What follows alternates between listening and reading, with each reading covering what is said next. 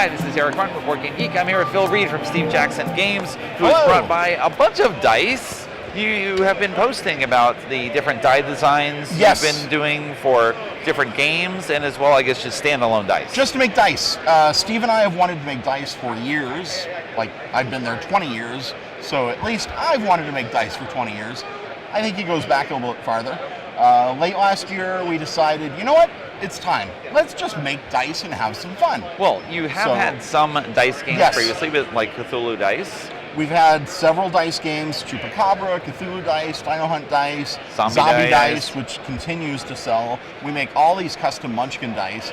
I don't know how many millions of dice we've made over the years, but now you want to make more. We want to make dice. More millions. Exactly. Okay.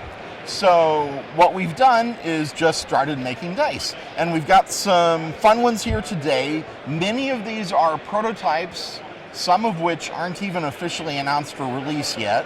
Okay. So we'll just jump in and I'll randomly touch dice. Okay.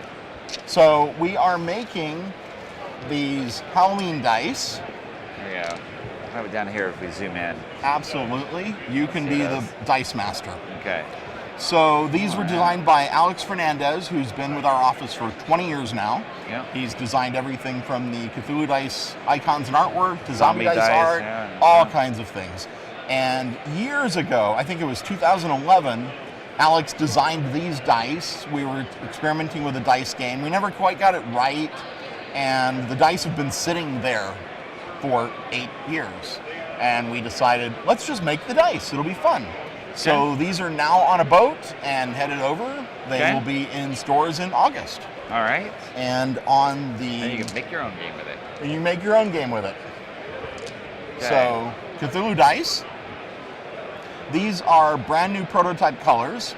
The reason we run test shots for new colors is you never know what you're going to get. Okay. The red and blue here are amazing. These came about because I saw some scrap plastics in the factory in January, and the factory's like, those aren't good, those are rejected. It wasn't that they weren't good, it was that they weren't exactly what the customer wanted. Right. But the colors were amazing. So, we're testing that. But the real reason we run tests is this orange die, which looks like a solid orange. Yes. And I wish we could zoom in with magic somehow, because it is an iridescent die. Oh, it is. So for iridescent dice, you want to make them translucent so the light shines through, and the little happy, magical iridescent flakes sparkle and shimmer.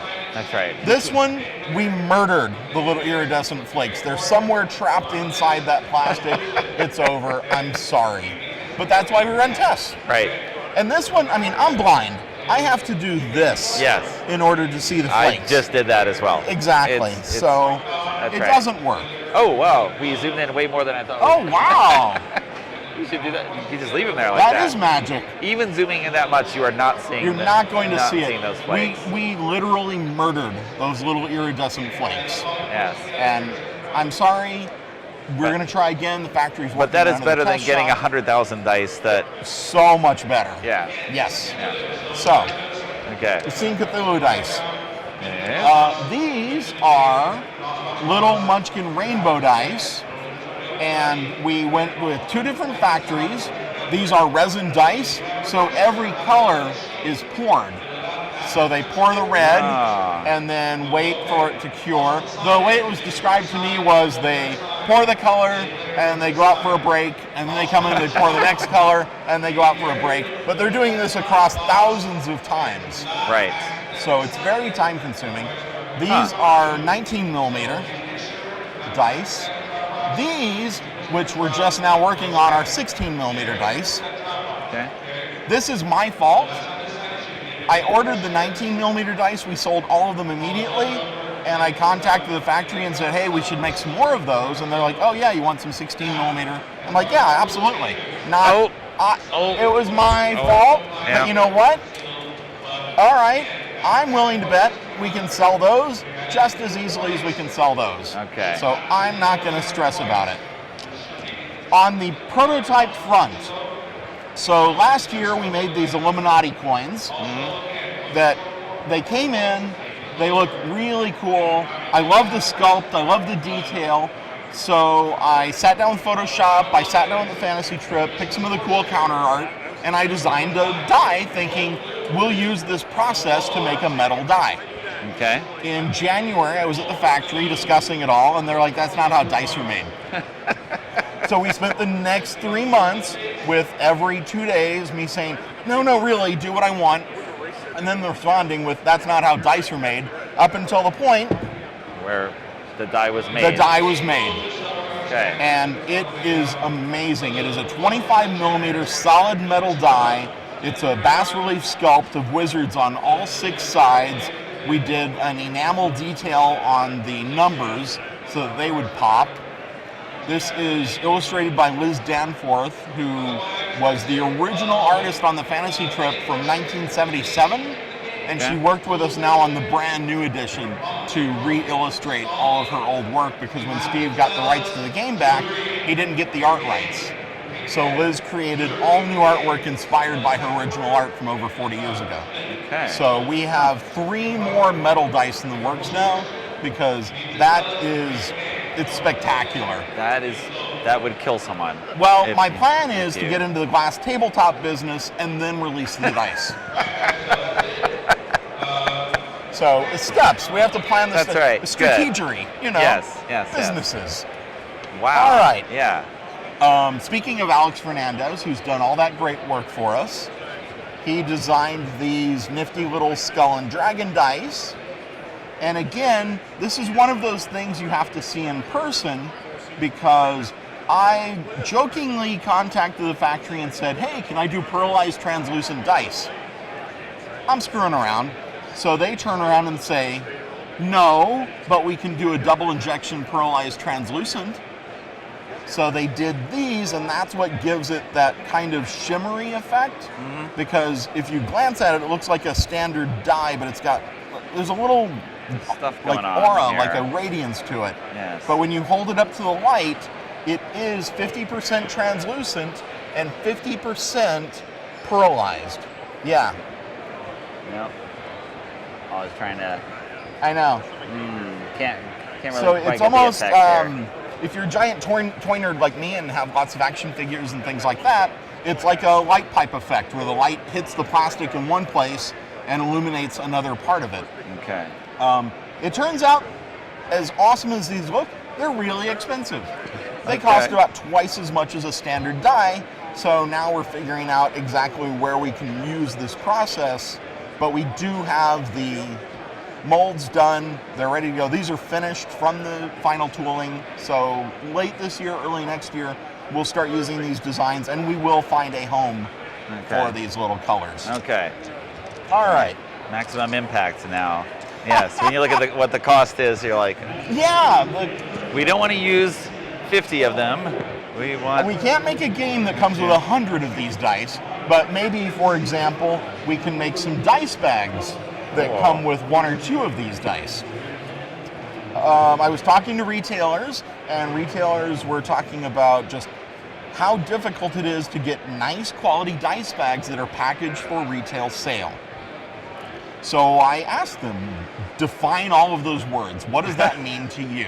Yes. And it turned out what it means is high quality fabric. It's a double layer. Satin lining. Yeah. They like the drawstring.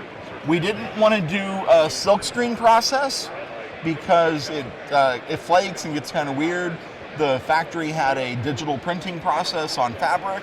Okay. So these are completely printed on. We also didn't want to just do one image on a side and blank on the other. We wanted them to look a little more attractive. So these were tests. They turned out beautiful. We're going to be shipping them in September as actual dice bags that you can buy and load with dice. And since we know there are so many gamers that don't have any dice at all, each one will come with 1 die just to get your collection started. And there'll be the 6-sided Cthulhu dice that we make in new colors. Okay. So, and we have a couple more dice to share. One of the things that I thought should exist that doesn't were Army Men dice. How are there not dice with little toy Army Men designs on them. That felt like a mistake to me. So merging your toy hobby with exactly the game hobby here. And somebody asked me like, well, why'd you do green and tan? Really? Don't you know what little toy Army Men look like? You have to do green and tan. And unlike a lot of our custom dice where we do standard pips, this one I wanted to toy up a little bit more, so we did these squatty little stars instead of pips. They turned out adorable. The set of 12 will be shipping in October on a blister card. It's $13.95 for the pack of 12 little Army Men dice. Okay.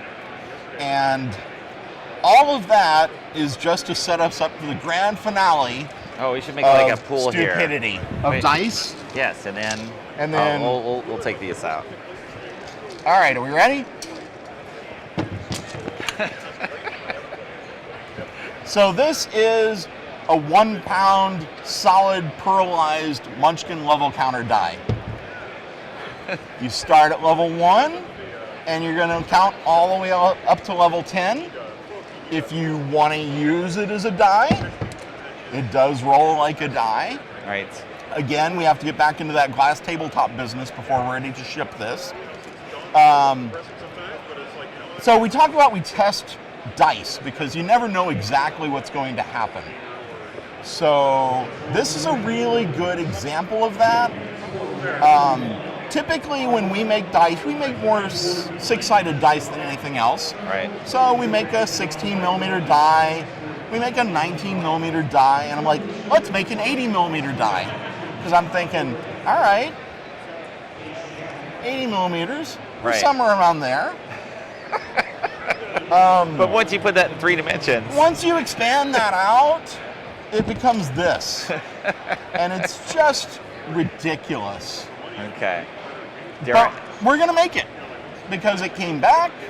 The factory said, oh, absolutely, we can make this.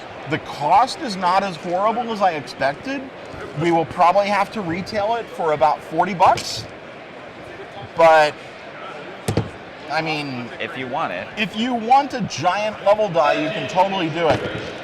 And the reason I didn't expect this was 8 years ago, I tried to make one of these Cthulhu dice like this. I wanted to make a big, giant, chunky, and they said, oh, we don't do that. We won't do it. That's right. So when this showed up, I was like, all right, that's awesome. We're totally doing that. And we've got to now explore this again. Okay. 10 years have passed. Technology's gotten better, or my communication skills have gotten worse. I'm not sure which. That's right. And maybe it's a different factory manager who's like, we will do that. It could be I've been there enough times now that they're more willing to do us little favors. Maybe so. Because the first time that I asked, I'd only been to the factory once, and I've been there like 10 times. Right. So they know me. They know I'm going to bring some stupid idea in, and at this point, they're just humoring me. But they did it. But I am going to go back now and say, well, can you do a 200 millimeter die? It fits. So that bag typically can hold about 100 dice. I'm going to think the count goes down if that's one of the 100. You could not fit 2 of these in this bag. You could not. Okay. But I like the way you think. Well, you know, you got to test, right? That's how you find out what you can do. That's how you know what works and what doesn't. Okay. Okay? All right. Thank you very much, Phil. Thank you for having me.